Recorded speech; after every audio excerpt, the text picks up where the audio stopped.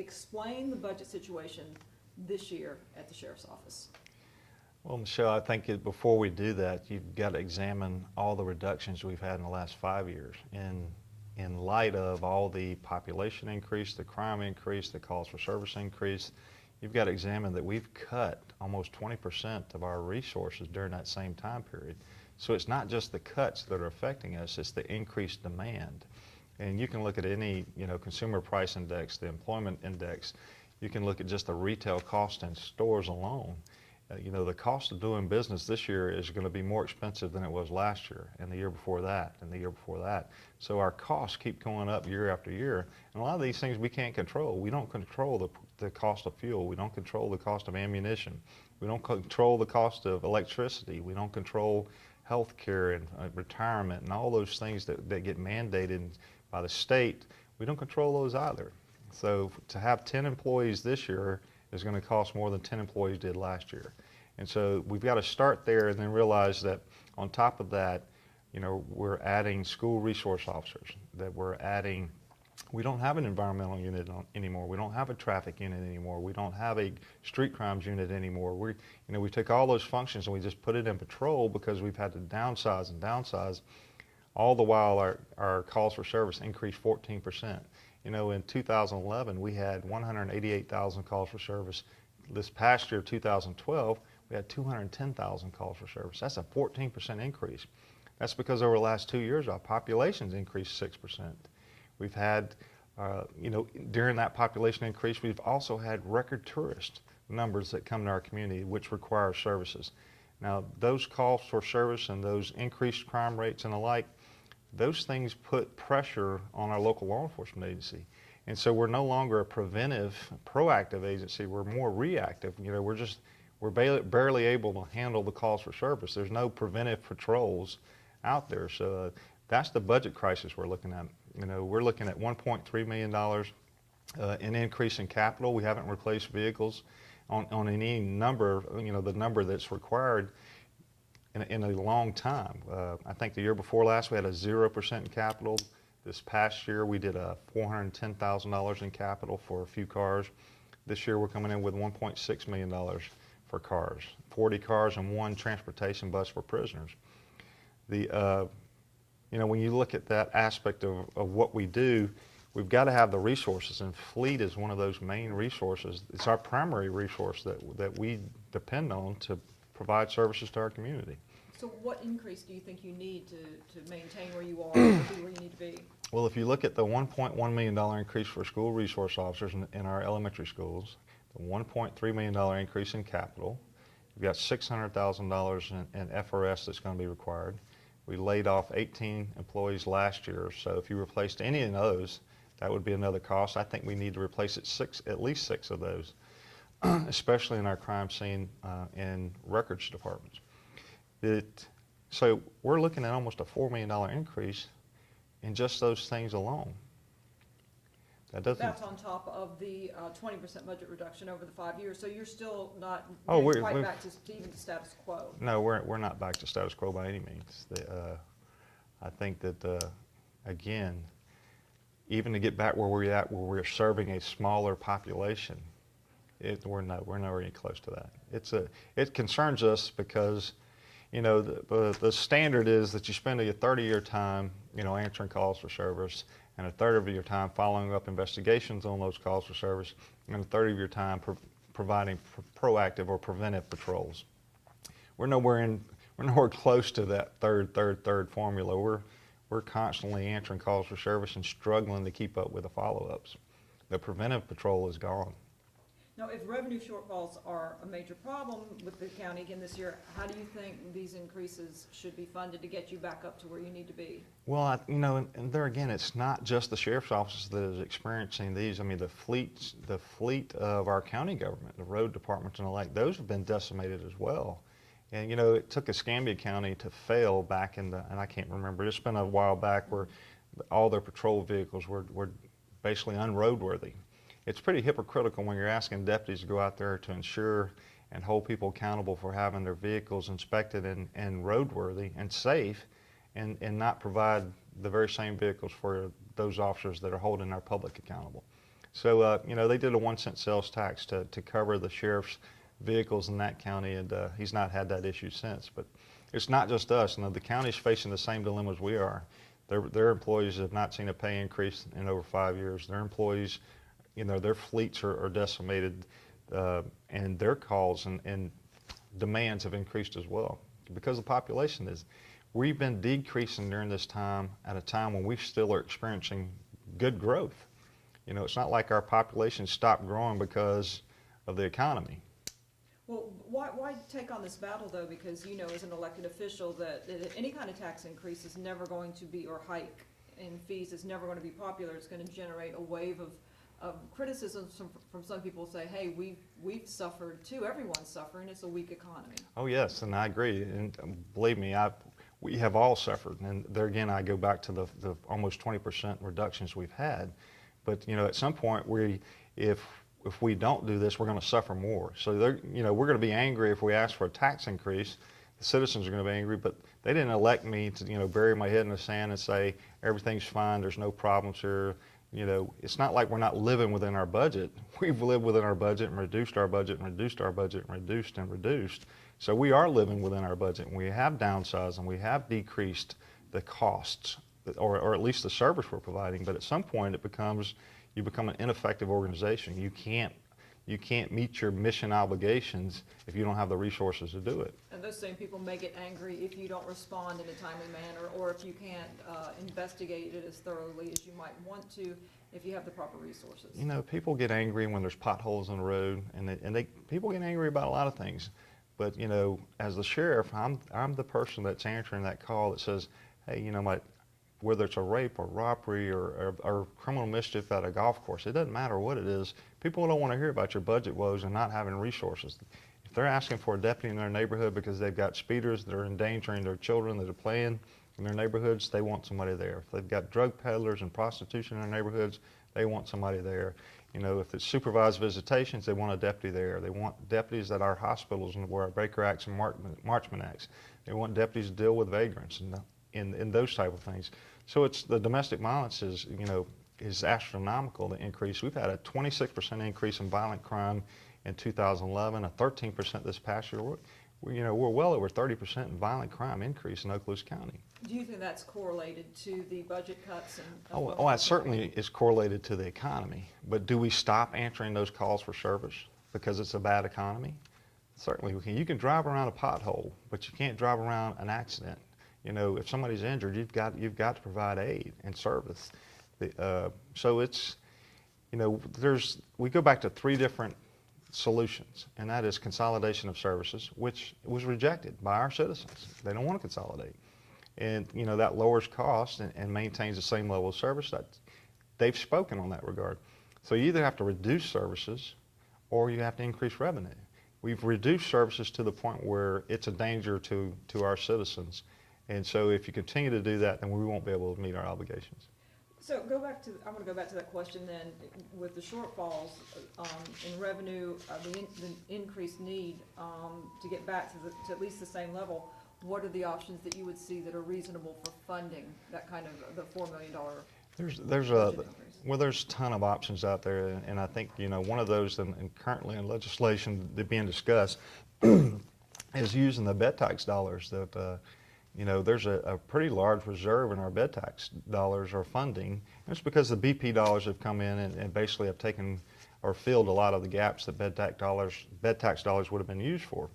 But almost 90% of our calls for service in our tourist areas, you know, Okaloosa Island and Destin and our beaches and on our roadways on 98 are tourist-related incidents, whether it's a theft or a fight or underage drinking or credit card fraud. I mean, the list goes on and on and on.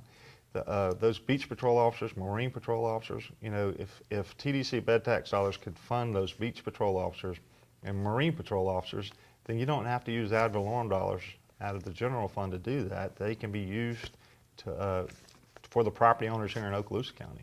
Would you advocate increasing property taxes to help fund? No, I think, you know, the property tax, the property owners in Okaloosa County, you know, they share the majority of the burden of all government services. So no, I think that, you know, we want, it's just more fair that everybody that uses these services because our services are for everybody, that, you know, it should be a sales tax, a franchise fee, anything where it incorporates everybody's paying a share, because everybody's using part of the resources, not just property owners that require law enforcement services. And to the contrary, it's usually those that don't own property. So if you could specify a little bit more, what other options, other than the property Well, tax? the local could option you look sales at? tax is an option, and it generates about 26 million, maybe 28 million, and a portion of that, 6 or 7 million, would go to the municipalities in our county, and about 21 million to the county. The local option sales tax is for a defined period. You know, you can define it for 1 year, 2 years, 5 years, or 10 years. And that's a 1 penny increase? It's a 1 cent, it's 1 cent increase. And so, you know, you define the terms of the 1 cent increase and narrowly define what it can be spent on, and whether that's safe schools or capital items or the like. But a local option sales tax does not include safe schools. You would have to amend the statute to pay for safe schools with a local option sales tax. Currently, there's about 8 different reasons why you can use a local option sales tax, and they include anything for like counties under 50,000, and you can use them for capital expenses. So say that you're spending, you know, $25 million a year on capital expenses out of your general fund. If you had a local option sales tax for capital items, you wouldn't have to use your general fund. You could use that specific revenue source just for capital items. And that's exactly what they've done in Escambia County. Is, you know, the 1 cent sales tax over there pays for fleet services. It pays to replace their vehicles every year. And that frees up other money that can be spent on other necessary It items. frees up money so you're not having to send deputies home when your population's increasing. Now, other than the sales tax, what else is out there that's a reasonable option? Well, the franchise fee is also one of those other ones where it doesn't place the burden solely on property owners. It actually, the utility companies, Okaloosa Gas, Chelco, Gulf Power, and the like, they actually charge on their bill an amount set by the county commission to pay for easements that they use for power lines and the like. They're actually paying a fee, and the citizens that use these utilities are paying an additional fee in that. And I forget what it generated, about $6 million for the county, with another almost $2 million to the municipalities. And then gas tax is another thing that has been. Gas tax is another, and that is, you know, we currently charge about 7 cents per gallon on the gas tax, and counties are allowed to use up to 12 cents per gallon on the gas tax, and that generates close to another $3 million, with about 1.5 of that going to municipalities. Is that an extra penny would generate that, or going up to the 12 Well, you know, cents? you could go anywhere from 250,000 to, I think, 3 million, depending on the 6th, 7th, 8th, 9th, 10th, 11th, 12th cent. Okay. Where, depending on, I think they currently charge 7 cents. If you use the 8th, it generates an amount 9, 10, 11, 12 cents. There's just a ton of other revenue options out there that are more fair, where you have up to 40% of your visitors actually helping pay for that service that they receive. Are you optimistic that the public and county commissioners are going to support any sort of increase in revenue for law enforcement and for the other functions you mentioned in the county that? Oh, I believe so. I mean, you know, again, they don't want us to bury our head in the sand and not tell them the problems we have. You know, and there's a, you know, a small group that always can do this job better with a lot less information. But, you know, it just takes us getting out there and explaining to people these are the challenges that we can't overcome anymore. And so here are our options: consolidate, cut services again, or raise revenue. I mean, that's our options. And if we cut services again, then those people that require those services at the time they require them the most, they're not going to be there. And you said property tax increase is the very last resort. It's the very you last have to thing. I mean, consider. even though we enjoy one of the lowest, if not the lowest, millage rate in the state, again, our property owners bear the brunt of most all government services that we provide. So trying to get away from that sole dependency on property taxes, and, you know, spread the burden out amongst all our citizens, so that. And visitors. But again, I believe our citizens demand this service. You know, it's not like we want our daughters and our wives to be accosted when they go to a grocery store or convenience store. We don't want our children to be unsafe when they're away from us at school. We don't want drug peddlers and prostitutes peddling their goods in our neighborhoods. We don't want speeders. We don't want our business to be vandalized or burglarized or robbed or embezzled. I mean, all the services we provide, you know, we've got to do a better job of identifying for our citizens exactly what they're paying for. I mean, our arrest last year increased 12%. Our arrest increased 12% while we decreased 20% of our resources. So it's not like the population and the crime's going away just because we have a revenue problem. And so if we don't generate that revenue, you know, and I don't want to name other cities that are in Florida that we could become like, but certainly that's not why we live here. That's not why we have settled here and we have one of the best places in the world to live. We don't want our crime to generate an atmosphere where we don't feel safe or comfortable in our surroundings. And take a toll on deputies that are out there doing a very tough job to begin with? Yes. One other thing I want to mention is that you always hear a lot about, whenever budget questions come up, about take-home cars and whether or not it would be more cost-effective to not have a program where deputies or employees take cars home. What is your response to that, for people that have that question? I understand. You know, we've cut about 40 vehicles out of our fleet over the last 4 years. But the simple fact is, and you can look at it, many law enforcement fleet plans as you want, there's really only two fleet plans to choose upon. And that is a take-home car program, which, you know, has its own benefits, and the 24/7 fleet program, which has its own benefits. Not many in the 24/7, but the take-home car program is not just a deputy with a car. I mean, it is a force multiplier. Without a take-home car, I would need at least a third more deputies just to be able to put the same kind of manpower towards any problem. Explain that for people who may not understand. Well, the fact that a deputy has a car in his driveway at home. Now, he has that car, and it's a crime deterrent. So, and if he's get called out, you've got an explosion and a shooting, whatever it is, if it's in his neighborhood, he's already there. He's already got the communications and the equipment to deal with and render aid in that situation, versus the time it takes for somebody to get there. The crime prevention part of it, and these cars are also used in off-duty details, which is not paid by the taxpayer. They're paid for by private entities, but they're still required. They're still law enforcement officers, and they're still required to deal with any emergency that comes before them. So if they're off-duty, but they're in a patrol car, technically they're required to stop. It's not technically, lawfully they're required. And so it provides an additional set of manpower out there that we wouldn't have.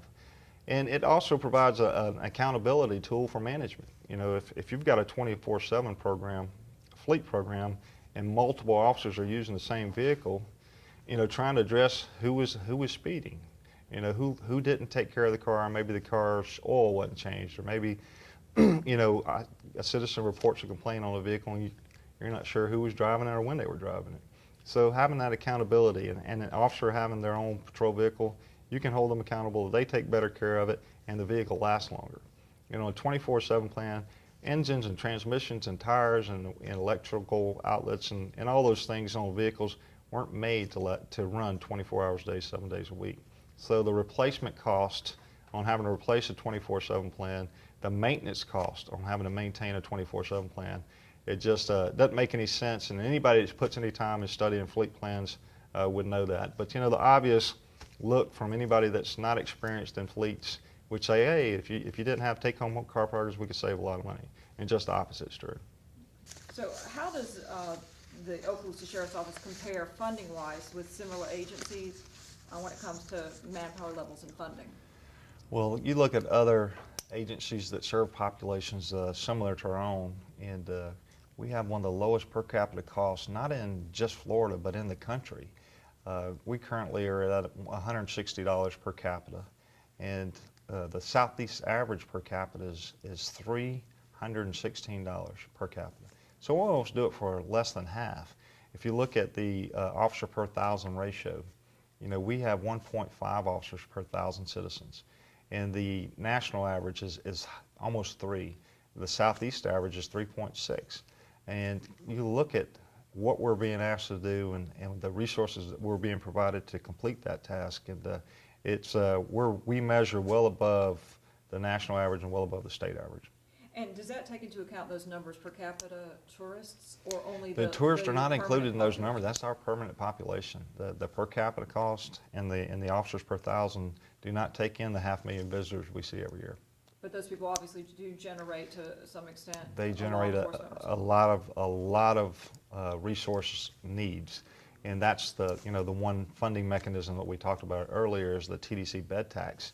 Those bed tax jurisdictions where our tourists are more likely to be, whether it's traffic enforcement or beach patrol officers or marine patrol officers, in those tourist areas, we're asking that, a portion of those bed tax be used to fund those specific officers so that we don't have to take those out of the property tax ad valorem fund or general fund. All right. Anything else that you wanted to mention that we didn't ask? No, I just think that regardless of, what the critics say, is that we've got to address this as a community and determine what kind of community we have. And if we don't address this, and we don't mind, the drug sales and the violent crime, and if we don't mind the excessive noise and all the things that come with an increased population, if we don't mind that, then cutting is the way to go. But if we want to live in a safe community where we don't have to live in fear of our children being hurt or the crime basically decimating our economy even more, I mean, you go down the list of cities in Florida or elsewhere where it's a seedy part of town or it's a seedy city, and certainly there's not growth there, and there's not a sense of well-being.